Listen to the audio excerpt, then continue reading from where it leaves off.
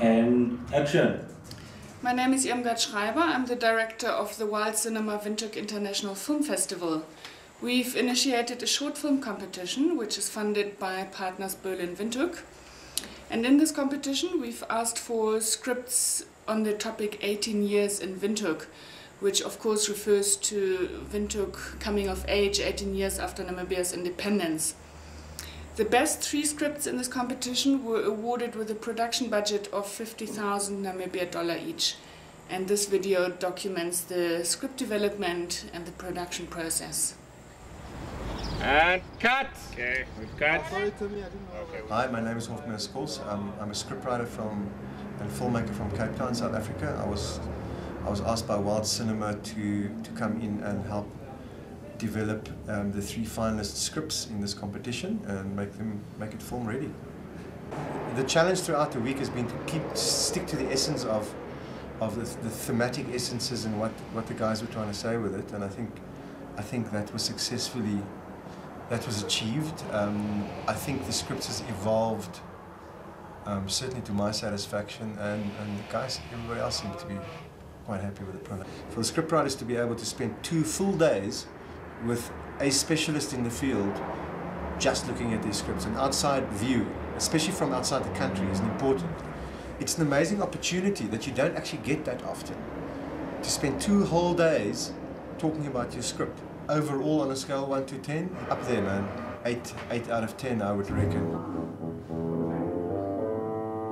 My name is Joel Haikali, and the name of the films we're going to do is called Differences. The story itself is a reflection of contemporary Namibian society. 3 office workers, Namibians, 1 black, 1 colored, 1 white, who belong to this new upper middle class and actually think they are very, very different, but they might not be as different as they are. Having the 3 of you here, you are just the same as brothers. At the end of the day, you realize that people, as much as they would share the same rooms, they're really not as close at all. So we see them as the audience, and then we go into their heads with the dreams. Over here.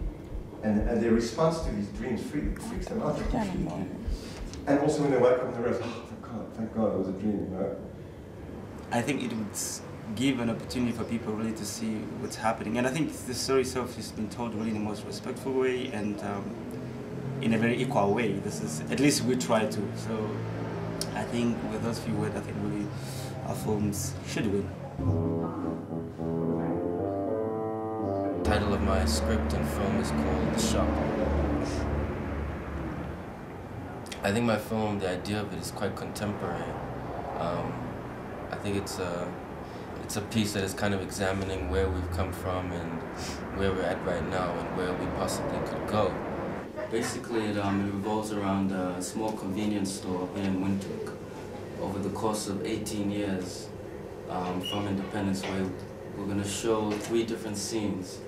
And the first scene starting in 1990, where basically you have a sort of an incident happen in the store, and we see a woman respond to this incident with sort of dignity, somebody responding to racism or adversity with dignity. But in the second scene, which would be about 9 years later, say 1998, 1999, somebody responds to the same sort of situation, but with in a violent manner. And then the third situation, which would be the third scene, taking place in present time now, in 2008, we're basically going to be asking the question, which is the right way to react? How should we react to these kinds of situations? Where are we now as a society, as a country? Where are we moving towards? That, in a sense, is the main theme of my piece, is what do we do now? How do we come together? Not just in terms of different races, but just in terms of different age groups, demographics. How do we unite? And it's a very interesting time we're in, I think, in history. Hi, my name is Tim Hübschler. I'm the director of a film project entitled Rider Without a Horse.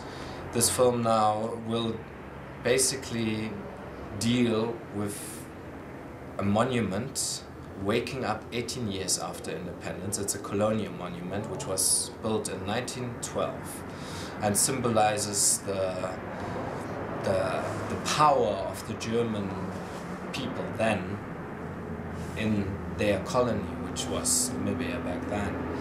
And what will this monument go through in the world it wakes up to 18 years after independence? And will that Reiter, which is his name, actually make the choice to change what he stands for, to change what he symbolizes, and what will give rise to those changes? What I think Rider Without a Horse has is the relationship between Germany and Namibia, and the relationship both in terms of the historical realm and in terms of present-day realm, deals with the German identity as well as with the Namibian identity and tries to suggest a solution. And that's something that the Berlinale might be very interested in to look at.